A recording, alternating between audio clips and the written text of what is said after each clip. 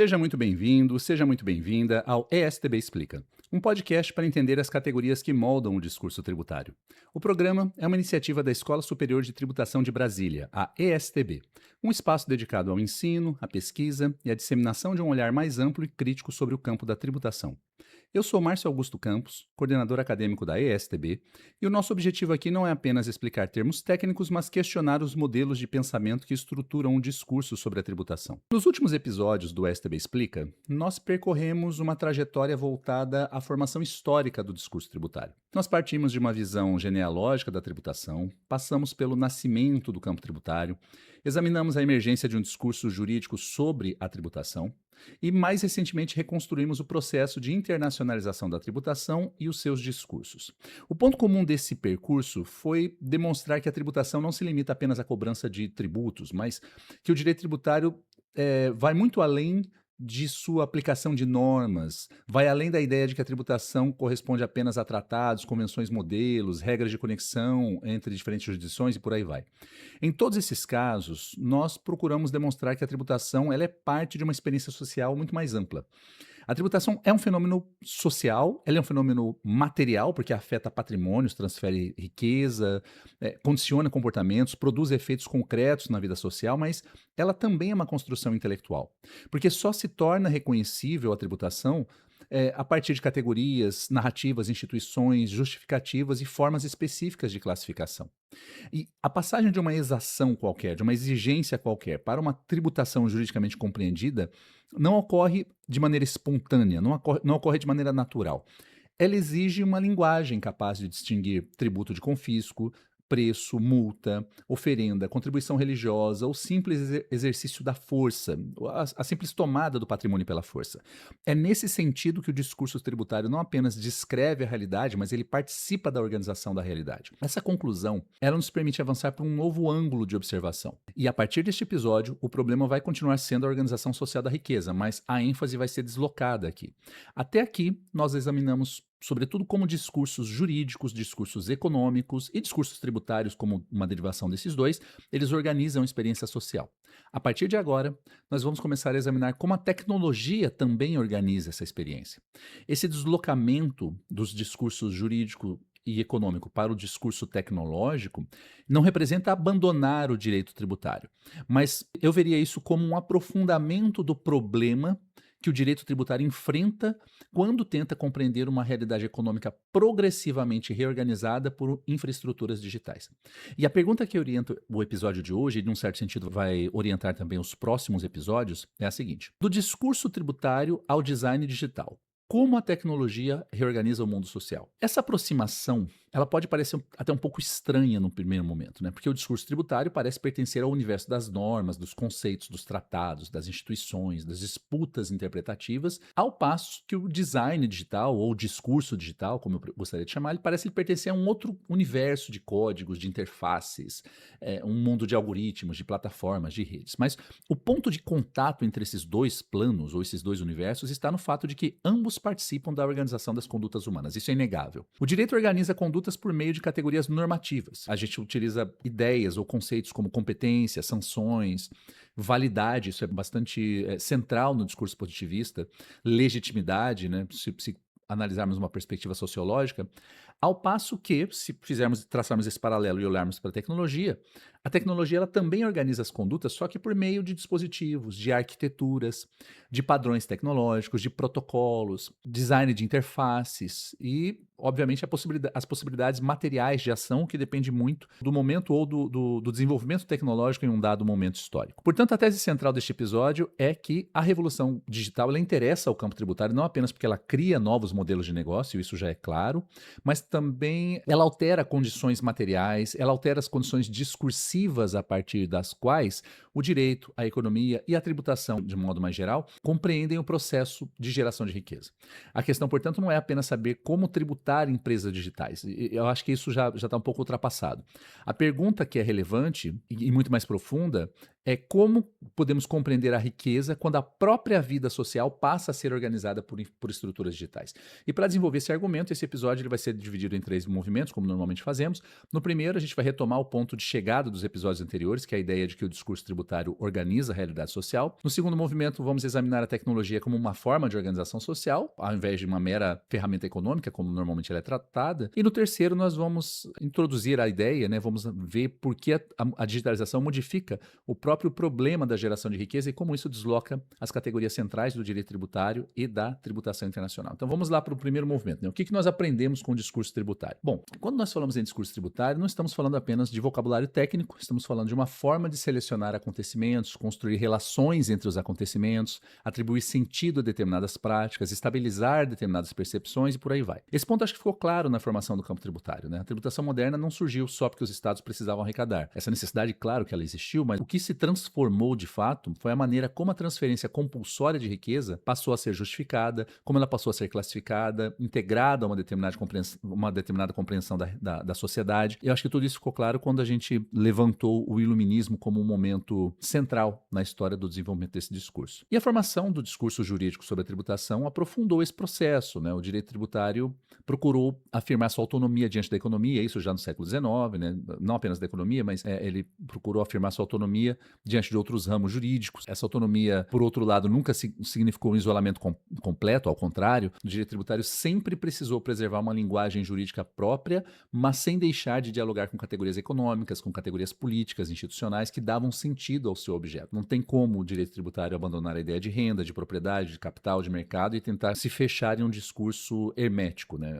Ele, por definição, o direito tributário ele carrega uma história que ele precede que está conectada com outras áreas do direito e com outras áreas do conhecimento. Quando vamos para o plano internacional, essa tensão se torna ainda mais visível, né? Como nós vimos, a distinção entre fonte e residência, só para dar um exemplo, ela pode ser apresentada como uma simples técnica de conexão entre uma riqueza e uma determinada jurisdição, mas ela expressa também uma dificuldade muito mais profunda, que é a tentativa de explicar a geração de riqueza num ambiente em que os fatores econômicos relevantes estão distribuídos em diferentes estados. É aquilo que eu mencionei como sendo a fragmentação do processo de geração de riqueza no plano internacional. Uma fragmentação não apenas física, mas ideológica, né? Uma fragmentação conceitual do processo de geração de riqueza. E esse ponto ele é decisivo, né? Porque o discurso tributário, ele não é uma camada superficial acrescentada a uma realidade econômica previamente estabilizada. Ele participa da construção dessa realidade enquanto objeto do campo. Isso ficou claro quando nós falamos o tempo todo sobre o fato de essa evolução do discurso estar associada com novas relações de poder. O discurso tributário, quando ele define o que é renda, quando ele define onde a renda foi gerada, quem pode tributá-la,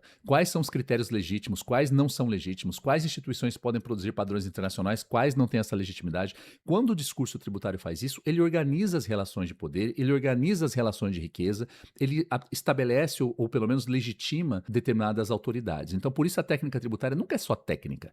Eu acho que isso ficou claro nos nossos últimos episódios. Ela também é uma forma historicamente construída de estabilizar certos conflitos e tornar outros conflitos um pouco menos visíveis. Essa conclusão, ela prepara a passagem para o tema da tecnologia. Porque se o discurso jurídico e o discurso tributário, eles organizam a realidade por meio de categorias, a tecnologia também organiza essa realidade, só que por meio de dispositivos, de sistemas, de arquiteturas de ação. E a diferença está no modo de operação. O direito trabalha com a linguagem normativa. A tecnologia trabalha com condições materiais e informacionais de possibilidade, mas ambos interferem na conduta humana. Não é que um está voltado para a conduta humana e o outro não. Ambos criam um ambiente de ação. Ambos condicionam as expectativas dos atores. Tanto o direito quanto a tecnologia tornam algumas práticas mais prováveis e outras menos prováveis. E essa aproximação permite compreender por que a passagem do discurso tributário para o design digital, que é o nosso carro-chefe da discussão de hoje, não é só uma mudança de assunto. Não estamos mudando de assunto.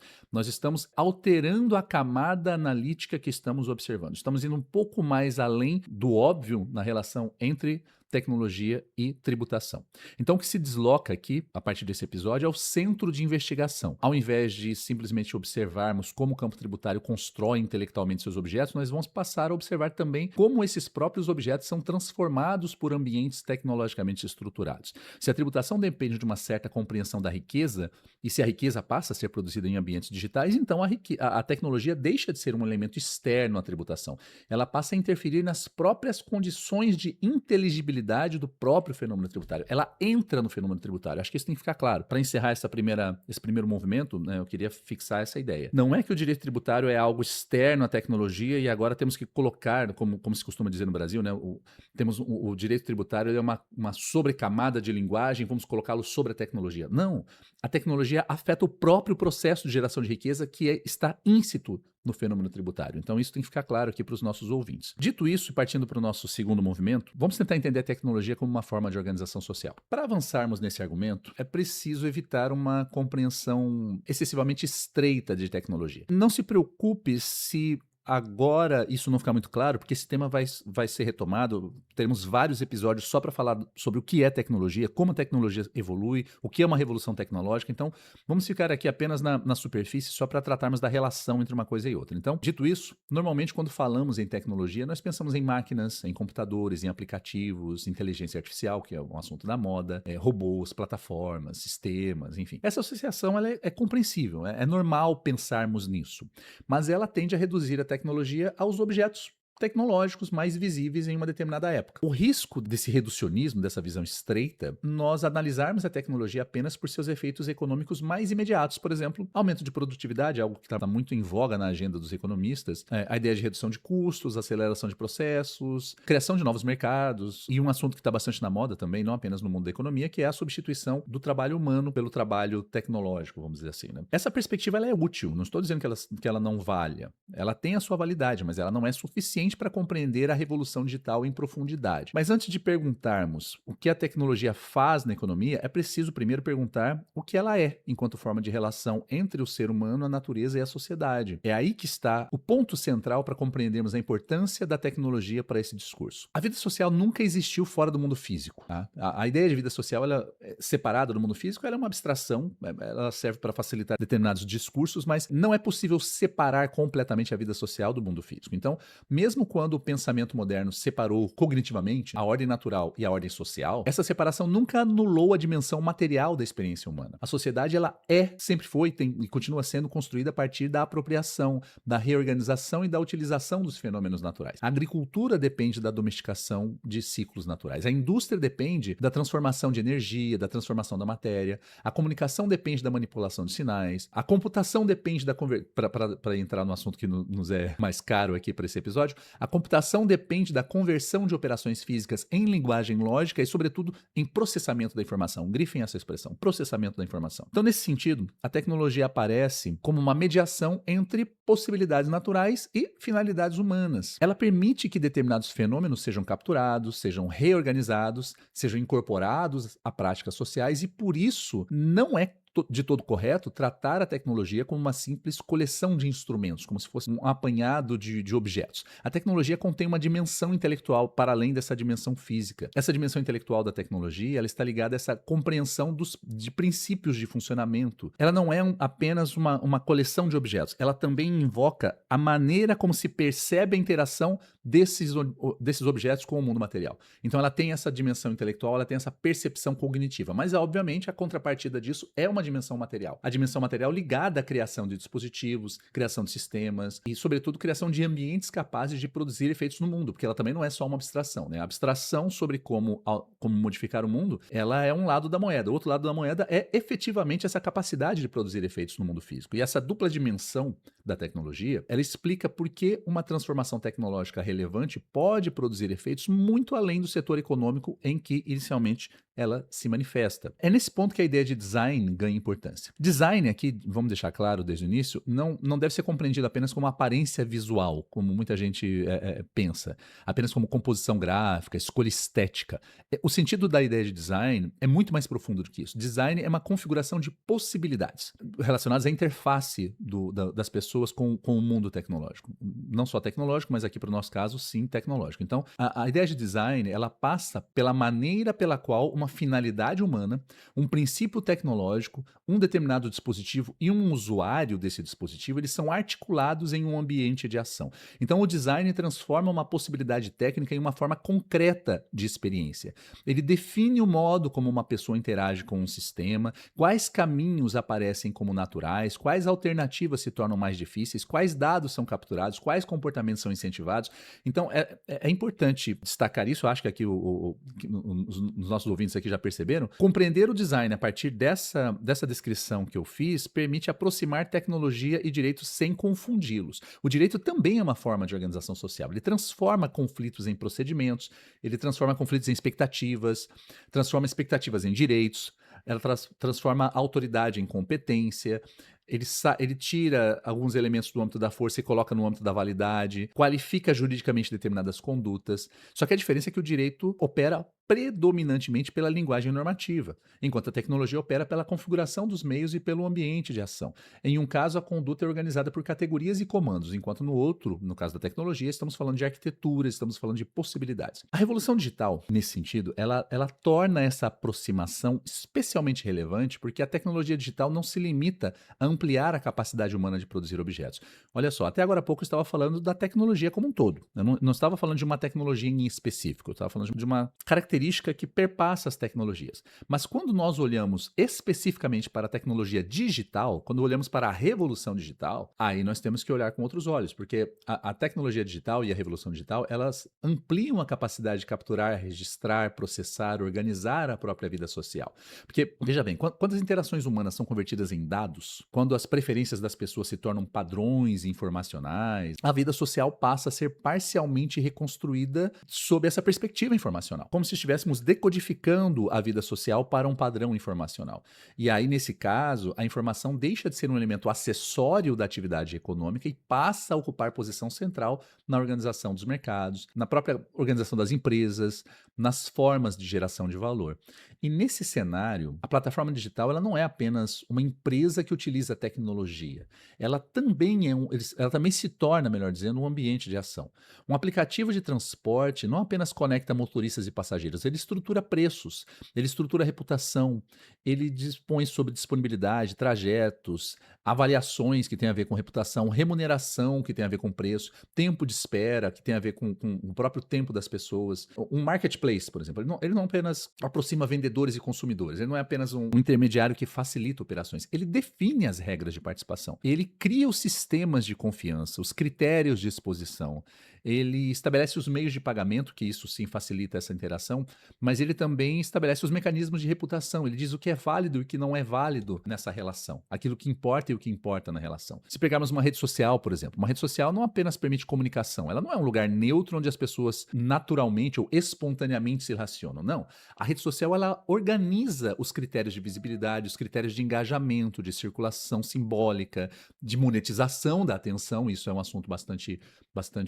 contemporâneo, e em todos esses casos, o design participa da configuração das condutas e, portanto, ele determina a organização social. Então, meus amigos, minhas amigas, a tecnologia digital ela possui uma dimensão regulatória, que muitas vezes se manifesta antes da própria regulação jurídica. Ela não precisa formular uma proibição explícita para impedir uma conduta, diferentemente do direito. O direito precisa declarar uma obrigação formal para induzir um determinado comportamento. A tecnologia digital não precisa. Para a tecnologia digital, basta estruturar o ambiente de modo que algumas condutas sejam mais fáceis, mais prováveis, mais visíveis, mais rápidas, mais recompensadas ou simplesmente possíveis, enquanto outras não. Enquanto outras podem ser impossíveis ou não serem recompensadas, enfim. Com isso, a tecnologia passa a exercer uma função que não necessariamente substitui o direito, mas que interfere diretamente no espaço tradicionalmente ocupado pelo direito, que é o espaço da organização racional da vida social. Essa constatação, essa consciência até, eu diria, ela é fundamental para a gente compreender a relação entre design digital e tributação. Se a tecnologia organiza os ambientes de ação, e se a riqueza é gerada dentro desses ambientes de ação, então a tecnologia passa a participar das condições de geração de riqueza.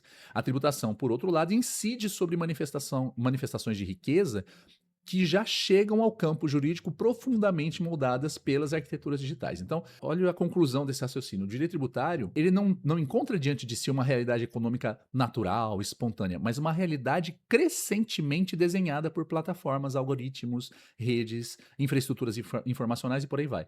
Então, aquele discurso liberal da naturalidade da troca entre partes independentes sobre as quais o direito operaria, ele não faz o menor sentido quando avançamos para o plano da tecnologia digital.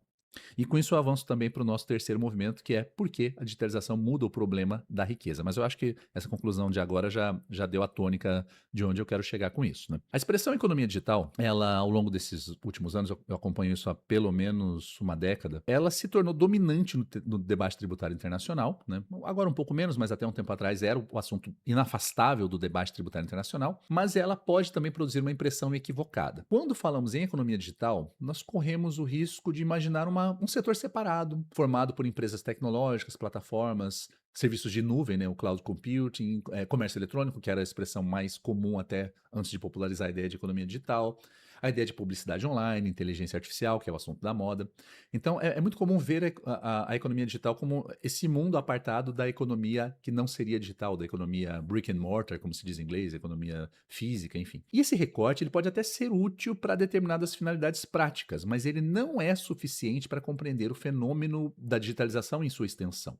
O problema mais relevante aqui não é a existência de uma economia digital ao lado de uma economia tradicional, mas o processo de digitalização da economia como a transformação progressiva das condições de produção, das condições de circulação, do consumo e no caso tributário que nos interessa, da própria geração e apropriação da riqueza.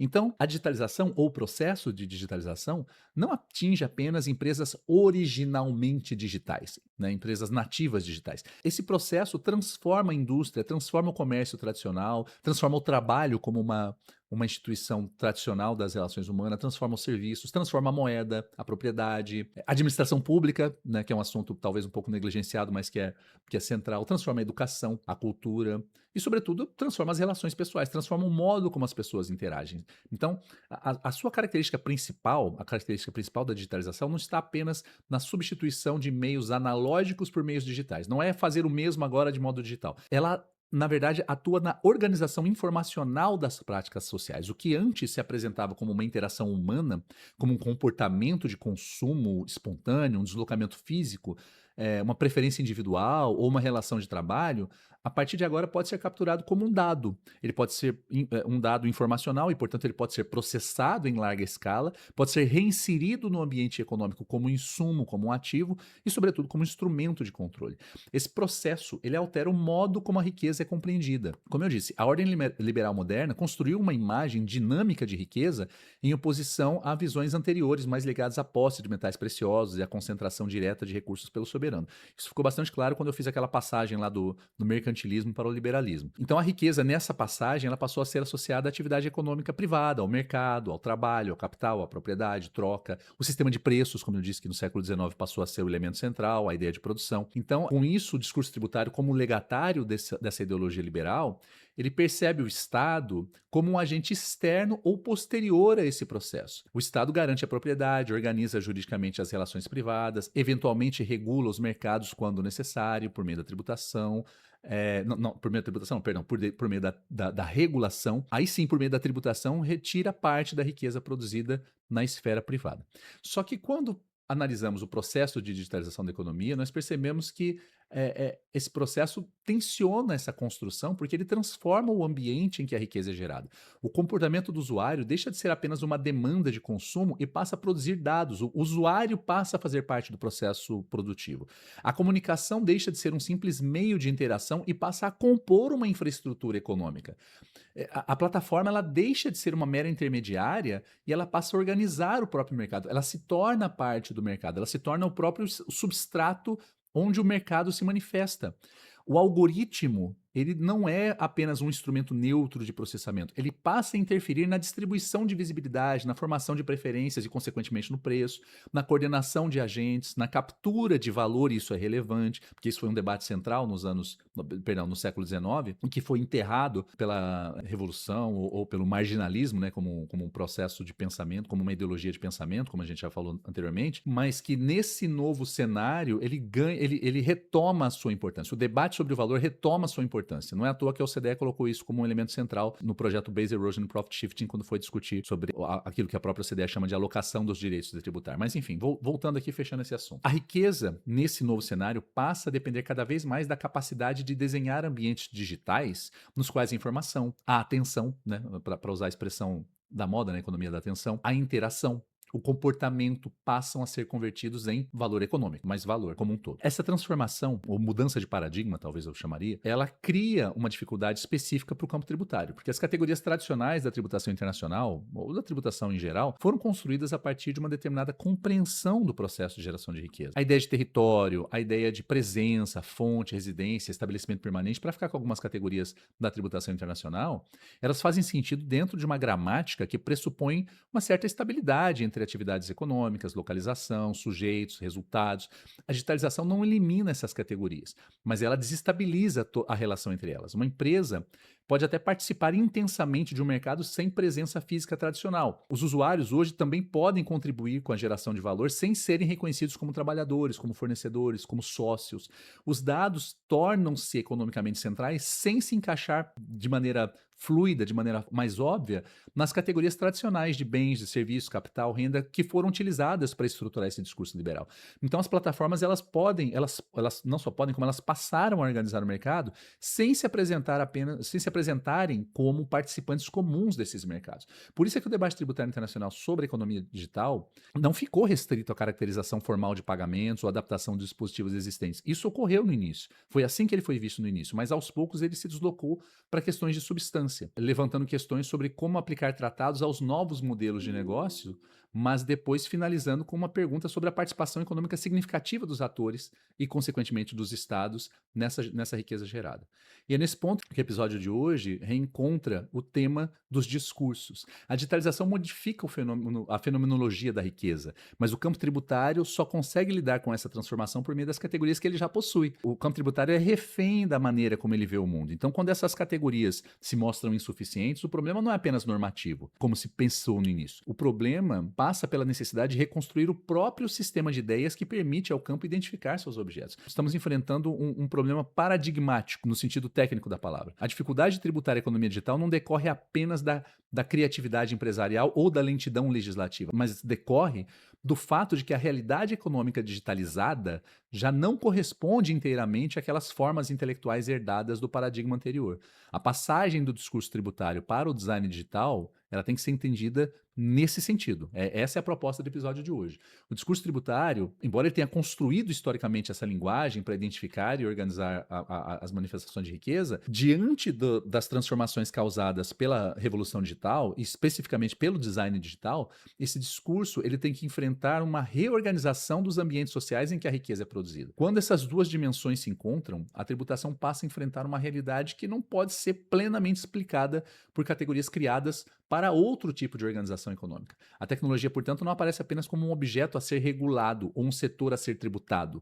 Ela aparece como uma força de reorganização social com a capacidade de alterar os próprios pressupostos do discurso tributário. Então, ela mexe nos fundamentos do discurso tributário e não apenas aparece como um novo objeto a ser tributado. Meus amigos e minhas amigas, chegamos aqui ao final desse episódio. Muito obrigado por acompanhar mais um ESTB Explica. Como ficou claro aqui, a gente vai ter uma mudança de perspectiva, mas o tema central continua sendo o mesmo. Continuaremos falando sobre o processo de geração de riqueza, mas a partir de agora vamos trazer vários episódios com argumentos e ideias, né, para se compreender melhor o que é o processo de digitalização da economia, o que significa em profundidade, não apenas na superfície, mas o que significa em profundidade a revolução digital e como ela impacta os fundamentos do discurso tributário. Se esse conteúdo te ajudou a compreender o direito e a tecnologia para além da técnica normativa e das descrições mais óbvias, peço que compartilhe com sua equipe, com seus amigos, continue acompanhando aqui o STB Explica e até breve, até daqui a 2 semanas com o próximo episódio.